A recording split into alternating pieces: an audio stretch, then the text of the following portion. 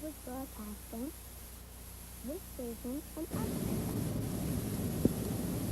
Hi, welcome to Free Advice. I'm here today with Dennis McDonald, and we're starting a new series on study skills for those of you who need to maybe sharpen up your studying a little bit. This is the first of our series, and it is getting yourself organized to study, and our special guest, our official expert in the area, is Mrs. Annette Pretty, and she is a business teacher at Norman High. Annette, tell us how to get organized.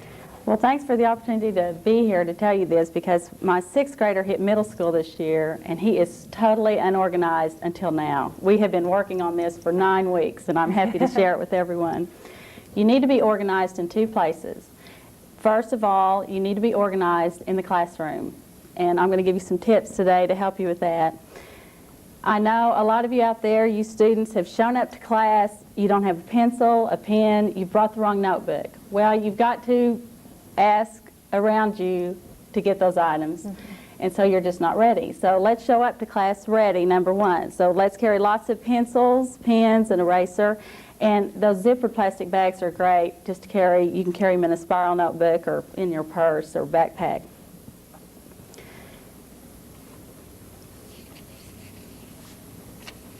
Okay.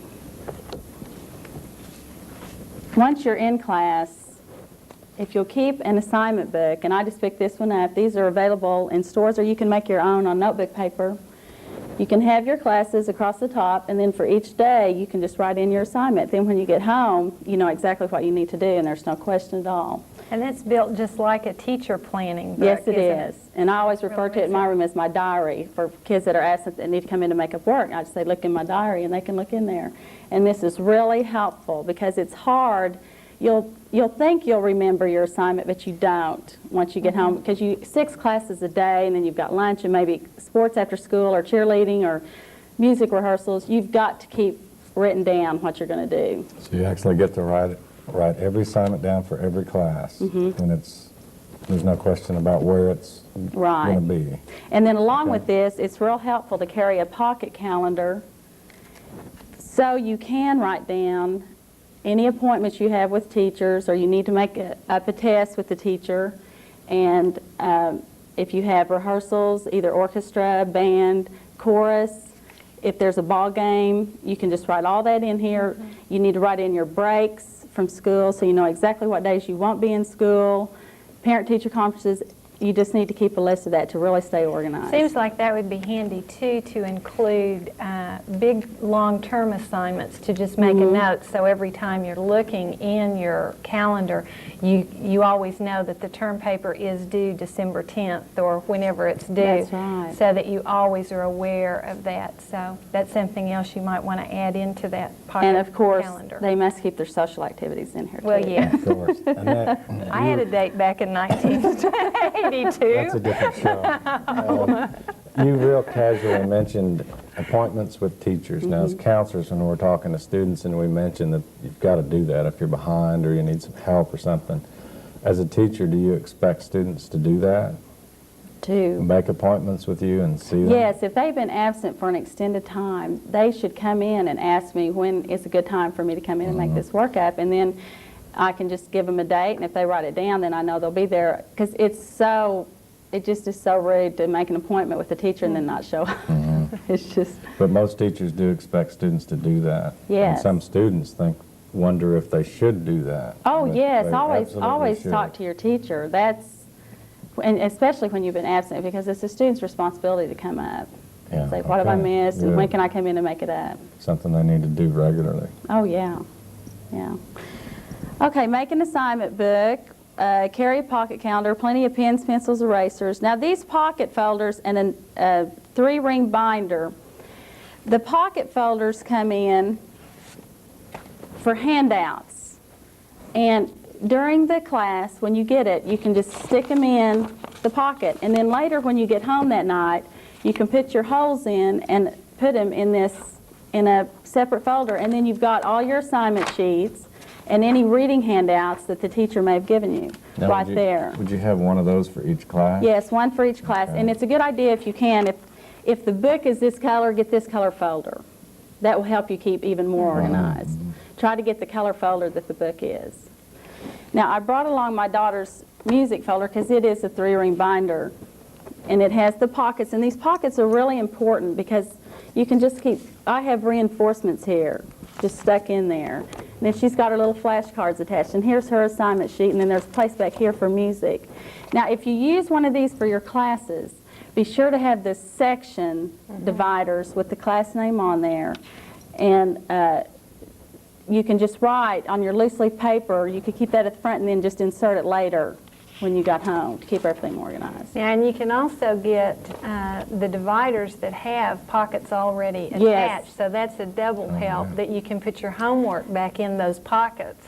And that is and great. make sure that it's always in front of the class for And which it's due. Another thing, when you take notes in class, in the upper right-hand corner, always write your date and the page number of your notes. And then if you are keeping it on separate pieces of paper when you get home and you insert it in folders, you can have that. It just helps you be that much more organized. But that's really important, to date and number your notes and your handouts that you get. Well, and I imagine if there's a page number in the textbook or a chapter, to include that up in the heading so you'll know which chapter it goes with. Yeah, anything that'll help you remember when you get home what you need to do.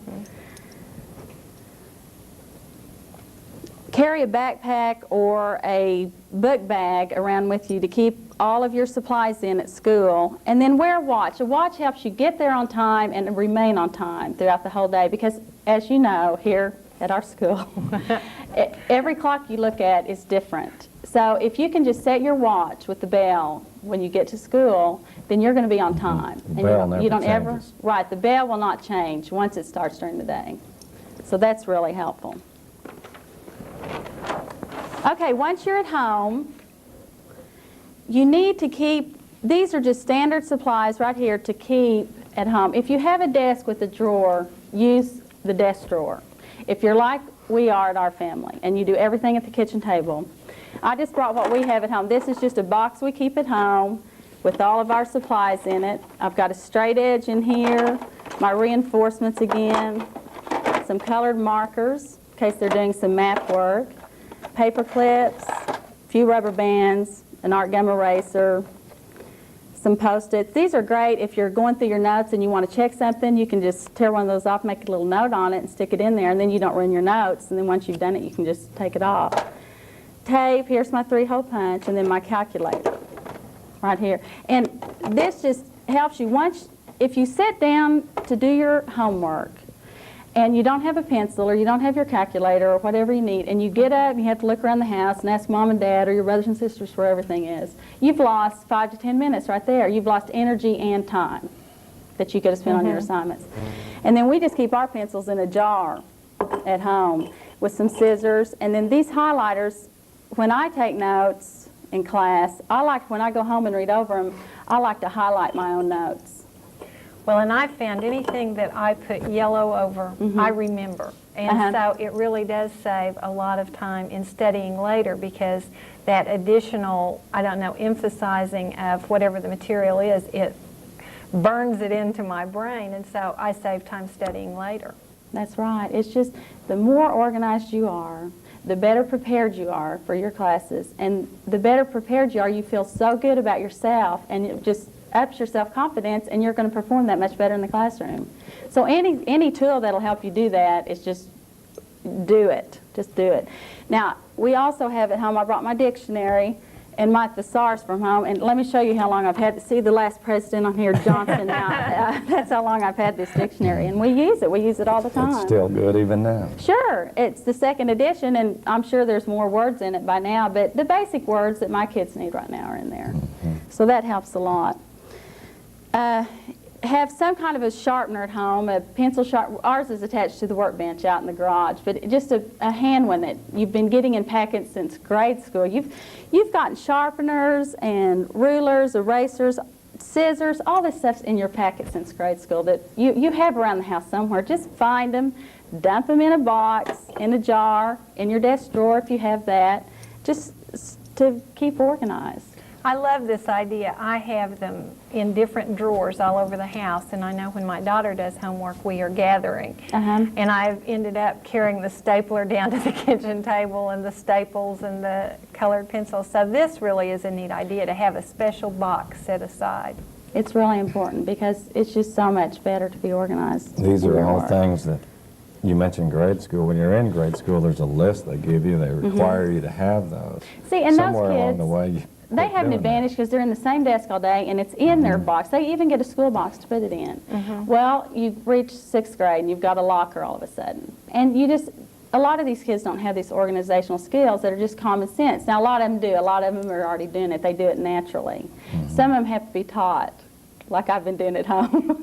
And some of them have this thing about being cool. Yes. You know, and we can't Okay, have I'm school glad you mentioned boxes, that. and I'm we glad can't you have mentioned 3-ring binders because that's not cool. In the locker here at the high school, I was walking by one day and the kid was sitting outside of his locker. And I looked in. He has a cup this big of sharpened pencils in there.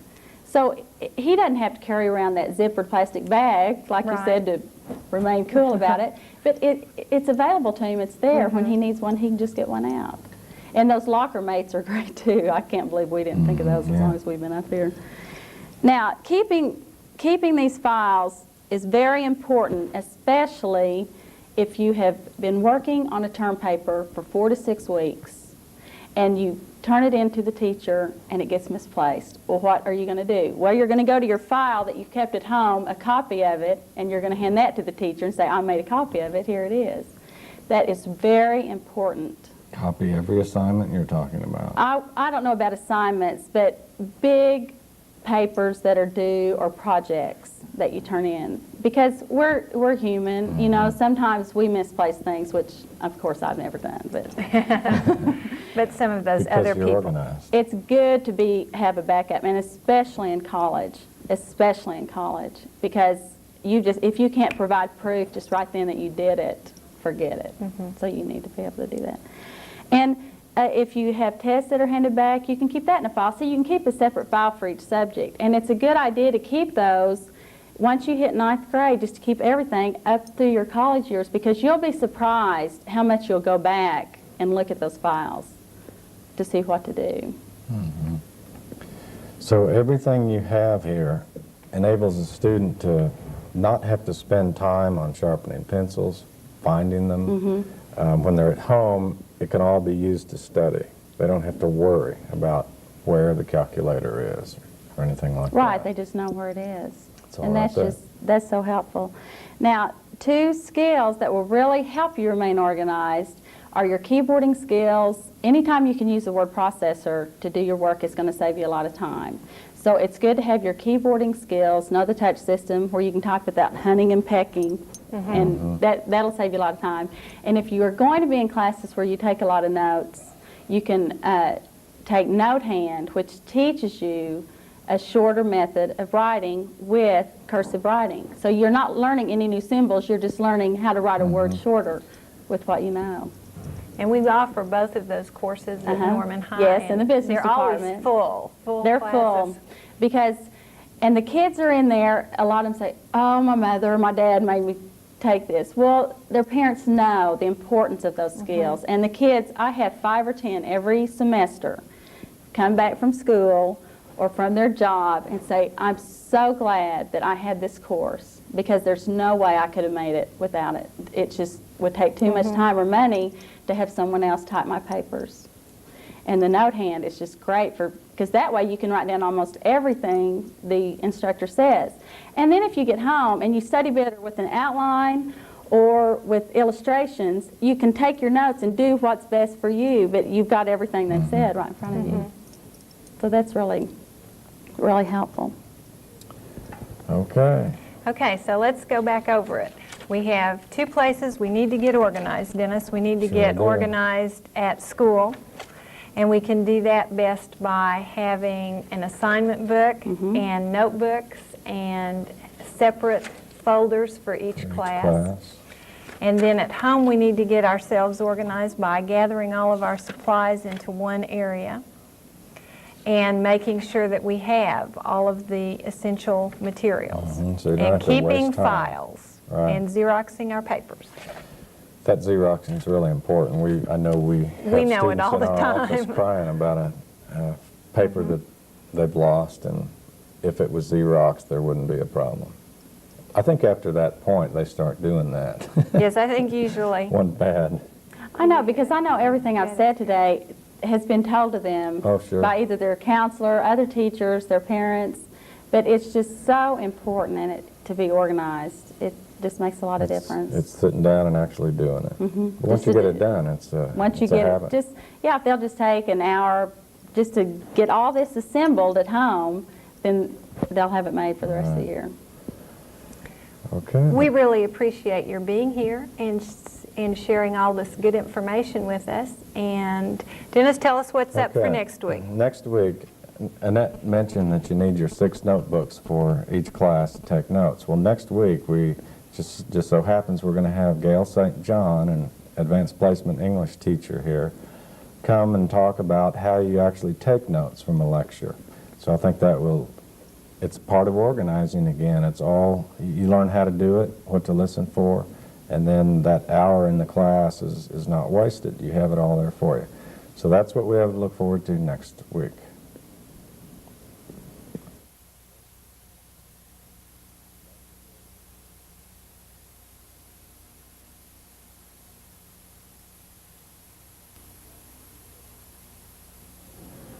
Hi, welcome to Free Advice. Right now, grades have just been handed out, and some of you might be a little disturbed with how your grades turned out. And what Dennis and I have decided to do is to work on a series of study skills. So to see if you need to be watching this series, we're going to go through some questions. Are your grades what you want them to be? Are your grades an accurate reflection of your knowledge of the subject matter? Do you keep up to date in your assignments? Do you sometimes miss deadlines or forget to turn in assignments? Do you have a regular study schedule, a plan in which you set aside time each day for studying? In class, do you actually take notes? Do you listen for main or emphasized ideas? As you read an assignment, do you have in mind questions that you're trying to answer? In addition to reading the required textbooks, do you also read additional materials? Do you have a genuine interest in the things that you're trying to study? Do you try to relate what you are learning in one subject to what you learn in others? Before an examination, do you review the important facts and principles? Do you make up questions that you think will be asked on an exam before you take the test? And in studying for a test, do you distribute your time over at least 2 study sessions? Now, if you answered yes to all of these questions, then you're probably a 4.0 student and you already know everything that we're going to be talking about over the next 8 weeks. So you can watch something else. If you answered no to any of them, then I think probably we've got a program that will be relevant to you in helping you study not only for your high school courses, but most of you are getting ready to go to college, and it is really important that you have strong study skills before going to college. So Dennis, tell us about what the next 8 shows are going to be about. Okay, this week we're going to be talking about practical hints for better grades. Next week we're going to have Annette Pretty, a business teacher, who will help us talk about organizing yourself to actually study. Week 3, Gail St. John will be here. She's going to talk about how to take notes that work for you. Week 4, Ruth Leffler will discuss reading textbooks effectively. Week 5, Donna Hamilton will be here, and she's going to talk about training your memory to remember. I think, right? Yes, okay, week if 6. we can remember. Week 6, take tests. I can't say this one. Take tests totally terrifically. You were supposed to say that one. Lynn Chesley will be here to teach you how to do that. Barbara Asbury, a math teacher, will demystify math for you. And week 8, what have you learned? That's going to be a review over everything we've talked about. So essentially in the next 8 weeks we're going to talk about every aspect there is to studying and how you do it so that you can end up making a grade that you want to. And what we're going to do is keep these on a continuous tape so that at the end of the series, if you want to review the tape, you can check it out from one of your counselors, or I think we're going to put 2 also in the library for students to check out. Okay, so today we're going to talk about some practical hints for better grades.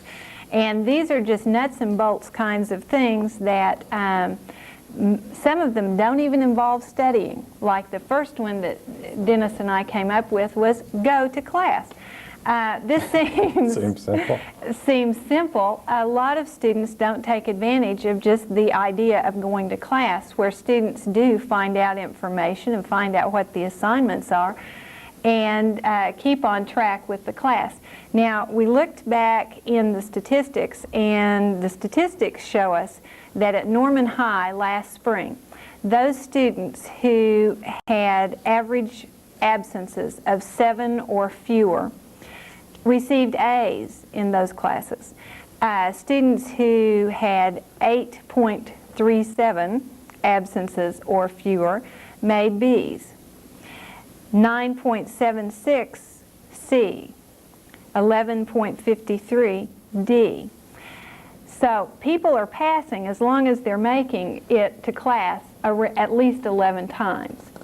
Now, the people who made F's in classes generally had 23 absences for a class. So that directly correlates that if you go to class, you're going to do better than if you don't go to class. So that's really important. So don't cut class. Okay. All right. Now, you need to be on time to your classes. You have no idea how that affects a teacher if you keep walking into a class tardy. First of all, here at Norman High School, you lose points if you're tardy to a class. You lose enough of them every grading period. We see students' grades drop, a letter grade, sometimes more, just because they're tardy. They're messing around in the hall, they're talking to friends, all the things that are important, but you got to be to class on time. It disrupts the class, it antagonizes the teacher, and that is the person who gives you your grade. You want that person on your side when it comes time to issue a grade. So you gotta remember what the teacher's attitude is and what it can do. And if you're late all the time, that's not the attitude that you want that person viewing you with. And you might miss some important information at the beginning of the class, or I know a lot of teachers have gone to the pop quiz method of getting people on time to class. And again, if you're not there to take the quiz, you've lost those points. Our third practical hint is turn in assignments. Again, the assignment doesn't do you any good in the bottom of your locker or stuck in the back of your book or under your bed at home. You actually not only need to do the assignments, but you need to turn them in. It's helpful, and next time Annette Pretty will talk about how to organize a notebook, but it's helpful to organize a notebook so that you have pocket folders or something so you can always keep those assignments and get those turned in on time. Christy, what would you do as a student if you did half the assignment and it was due the next day and there goes the table leg? What would you do with that assignment? Well, I'd probably go to the teacher and beg for more time, and if that wasn't an option, I would go ahead and turn in at least a partial assignment, because always some points are better than no points, and zeros add up so quickly, and the effect of a zero is it's just monumental to try and overcome. Yeah, it takes 1/100 to bring a zero up to still an F, 50%. Right. So it really takes 2 real good grades to get a zero up to a decent passing grade. Another thing, now these things are real simple. You've all heard them, but if you do them, they're effective. You should be sitting near the front of your class. A couple of reasons for that. Mainly, you're up where the teacher is. The teacher can spend more time seeing what you're doing. If you're making an error on an assignment in the class or something, they're able to see it and might be able to correct you on that. You hear more. Teachers pay more attention to students that sit in the front because they're right in front of them. They're available to them. It's easier to ask a question. Also, be nice to the teacher. It's real simple. You don't antagonize them by coming late every day. If you want something from somebody, you don't be mean to them. You be polite. You be nice. Just be polite. It works. It's real effective. People like that, and they respond to it. Okay, our number 5, at home, have a definite place to study. And many of you probably do have a definite place to study, but it's in your room, in amongst all of your worldly possessions that are piled on your bed, and you probably have the TV or the stereo going, and it might have light, it may not have light. You might have the telephone right there too. You need to eliminate as much of that extra stuff as possible, and either sit at a desk or the kitchen table. Try to cut out as much noise as possible. Have it somewhat orderly, even though you think you're a random person and that you can concentrate just fine when all of your clothes and you are sitting in your bed. It's a lot easier if you just get some of that out of the way and you have a well-organized place. I wanted to add something Okay, else. go ahead. If you don't have that at home, and if it's impossible, if you have 11 brothers and sisters and they're going to be climbing all over you and dragging their toys through where you're trying to study, go to the library and schedule or find a place where you can study on a regular basis. Just whatever place works for you. Right. Okay. You should also schedule a definite time during the day that you're going to study, and you should not vary that, really. It's all about scheduling. You get yourself into a habit. So if your scheduled study time is from 7 to 9 every night, that's what you do. And you know that's what you're going to be doing from 7 to 9, so it helps you make a choice. That you know that's what you're going to do. You should do that Sunday through Thursday. You should have a scheduled study period the day before a school day. That means Sunday through Thursday. Every day, don't miss a day, and make it the same time. See, it just makes it easier to schedule your whole life because you know certain time. You know you're going to be at school from 8:30 to 3:30. Well, it's just as easy to study from 7 to 9, and you just know you're going to. Okay, we need to study in short sessions of 30 minutes apiece, especially if you're studying for a test. Some of the things that you remember are the first thing and the last thing that you study. Those are going to be the points that you remember the most. So if you break it up into lots of beginnings and ends, then you remember those things better. Also, you tend to get stale. If you are working on a paper or if you are doing an assignment, if you are just trapped going over the same material, then it's good to just take a break and maybe walk around for a few minutes, breathe some fresh air, get the oxygen flowing to the brain again. I was just reading the other day that it also helps to alternate what you're studying. Study Yes. English for a while, then switch to math, so Yes. it's not the same thing, of course, unless it's a big test or something. Okay, you need to set goals, and generally these are short-term goals. Making an A in a class is a little bit broad, and it's far-reaching. Your goals really need to be short-term that are achievable. So things like do your homework every day for a week. Now that's a 5-day period, and your goal would be I'm doing my homework and turning it in. That's another part of it. Every day for 1 week. Then you do it for the next week. One of your goals might be work with the teacher outside of class. If you're having trouble in a specific area, make that goal for a week. Do extra credit projects each grading period. Now, some teachers allow that, some don't. Some teachers feel that what I'm giving you is what you really need to know, so there's no point in extra credit. Some, however, do allow extra credit. And one of your goals might be each 9-week grading period, do something so you get a few extra points. Now, if you set those little short-term goals, eventually, by setting enough of those little goals, you end up with the bigger goal of improving your grades and Exactly. making those A's, Yeah. and that's what it's all about. And it could be a B, that's fine too. Yes, B's are good, C's are good. Get to know your teachers. This is really important, and again, it's another one of those nuts and bolts practical hints. But if you're spending time with the teacher about the subject matter or even personal things, just getting to know the teacher, then that teacher is more likely to go out of his or her way to help you when you need help. But it's again what Dennis talked about. You need to be polite, you need to be caring for that teacher. You'll get the same response back that you Right. give out. If you're mean, that's the way you'll be treated sometimes.